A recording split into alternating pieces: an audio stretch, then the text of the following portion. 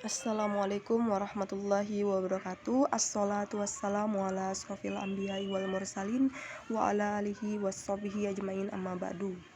Yang pertama dan paling utama, marilah kita panjatkan puja dan puji syukur kehadirat Allah Subhanahu wa taala karena telah melimpahkan rahmat dan karunia-Nya yang telah memberikan kita nikmat sehat, nikmat iman.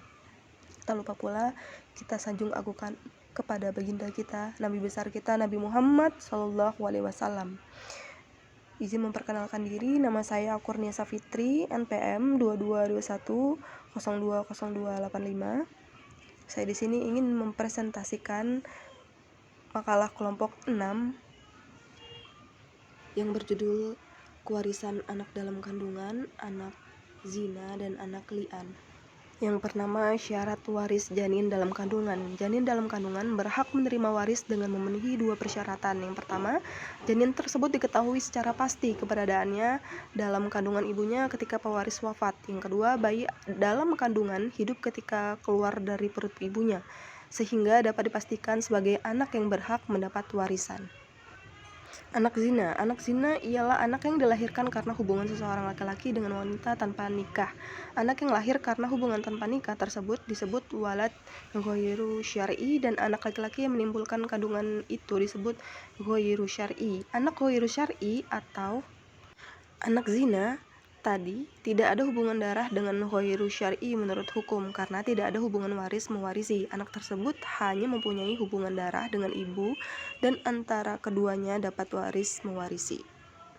Hadis riwayat Amr bin Syu'aib dari kakeknya bahwasannya Rasulullah bersabda, siapa saja lelaki yang berzina baik dengan wanita merdeka atau budak, maka anak gila tidak mewarisi dan tidak diwarisi. Anak yang dilahirkan hasil zina, maka anak tersebut tidak mendapatkan harta waris dari laki-laki yang berzina, dan sebaliknya, tetapi anak mendapatkan harta waris dari ibunya, dan juga sebaliknya. Alasannya, karena anak yang mendapatkan harta waris ialah anak senasab atau satu darah lahir dengan pernikahan syar'i.